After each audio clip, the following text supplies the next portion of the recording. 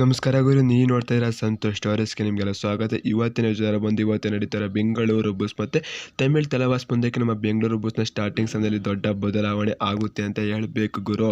ಯಾರು ಹೋಗ್ಬೋದು, ಯಾರು ಒಳಕ್ಕೆ ಬರ್ಬೋದು, ಇವತ್ತಿನ ಸ್ಟಾರ್ಟಿಂಗ್ ಸಮಯದಲ್ಲಿ ಎಲ್ಲ ಸಂಪೂರ್ಣ ಮಾಹಿತಿ ಕೊಡ್ತೀನಿ.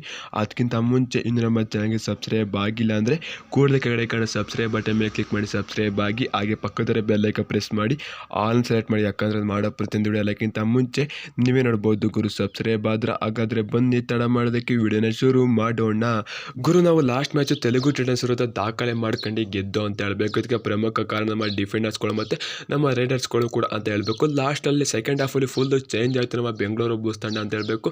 ಇದಾ ಫಸ್ಟ್ ಹಾಫಲ್ಲಿ ಆಡಿದ ತಂಡ ಅನ್ನೋ ರೀತಿ ಆಡಿದ್ರು ಅಂತ ಹೇಳಬೇಕು. ಒಳ್ಳೆ ಚೆನ್ನಾಗಿ ಆಡಿದ್ರು ನಮ್ಮ ಬೆಂಗಳೂರು ಬುಲ್ಸ್ ತಂಡ ಕಮ್ ಬ್ಯಾಕ್ ಮಾಡ್ಕೊಂಡು, ಅಂದರೆ ಫಸ್ಟ್ ಹಾಫಲ್ಲಿ ಲೀಡಿದ್ದಿಲ್ಲ 3 ಪಾಯಿಂಟ್ ಅವರೇ ತೆಲುಗು ಟೈಟನ್ಸ್ ಹೇಳಿದ್ರು. ಆ ನಂತರ ಕಮ್ ಬ್ಯಾಕ್ ಮಾಡ್ಕೊಂಡು ಚೆನ್ನಾಗಿ ಆಡಿದ್ರು ನಮ್ಮ ಬೆಂಗಳೂರು ಬುಲ್ಸ್. 16 ಅಂತಂದ್ರೆ ಗೆದ್ದು ನಮ್ಮ ಬೆಂಗಳೂರು ಬುಲ್ಸ್ಗಳು ಅಂತ ಹೇಳಬೇಕು.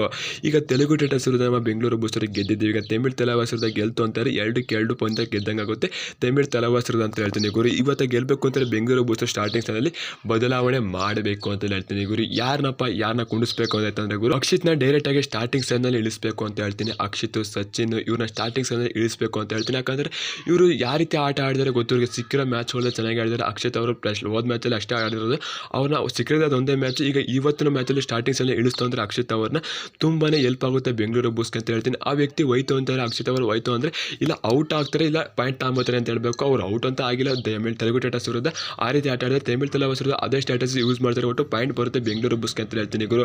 ಇದ್ರ ಬಗ್ಗೆ ನೀವೇಂದ್ರೆ ಕಳ್ಸ ಕಮೆಂಟ್ ಮಾಡಿ. ಯಾರು ಕೂತ್ಕೋಬೇಕಂತಪ್ಪ ಅಂದರೆ ನಮ್ಮ ಮೇನ್ ರೈಡರ್ ಆದ ವಿಕಾಸ್ ಕೊಂಡಲ ಭರತ್ ಅವರು ಯಾರು ಒಬ್ಬರು ಕುಂಡಿಸ್ಬೇಕು ಅಂತ ಹೇಳ್ತೀನಿ. ಇವ್ರು ಅಷ್ಟೊಂದು ಚೆನ್ನಾಗಿ ಅನ್ಬತ್ತಾರೆ ಈ ವರ್ಷ. ಅವ್ರನ್ನ ಕುಂಡಿಸ್ಬಿಟ್ಟು ಇವ್ರನ್ನ ಆಯ್ಕೊತ್ತು ಅಂದರೆ ಯಂಗ್ ಸ್ಟಾರ್ಗಳನ್ನ ಆಯ್ಕೊತ್ತು ಅಂದರೆ ಅವ್ರಿಗೆ ಆಡೋದು ಚೆನ್ನಾಗಿರುತ್ತೆ, ಬಿಸಿ ರಕ್ತ ಕುಯ್ತಾ ಇರುತ್ತೆ. ಅವ್ರನ್ನ ಟೆಕ್ನಿಕ್ ಇಡಿಯೋ ಟೆಕ್ನಿಕ್ ಯಾರು ಕೂಡ ಗೊತ್ತಿರಕ್ಕಲ್ಲ. ಆ ಕಾರಣದಾಗಿ ಇವ್ರನ್ನ ಸ್ಟಾರ್ಟಿಂಗ್ಸಲ್ಲಿ ಆಯ್ಕೋಬೇಕು ಬೆಂಗಳೂರು ಬುಲ್ಸ್ ಅಂತ ಹೇಳ್ತೀನಿ ಗುರು. ನೀವೆಂತ ಕಳ್ಸ ಕಮೆಂಟ್ ಮಾಡಿ. ಸಿಗೋಣ ನೆಕ್ಸ್ಟ್ ಟಾಟಾ ಬೈ ಬೈ, ನಮಸ್ಕಾರ, ಜೈ ಬೆಂಗಳೂರು ಬುಲ್ಸ್.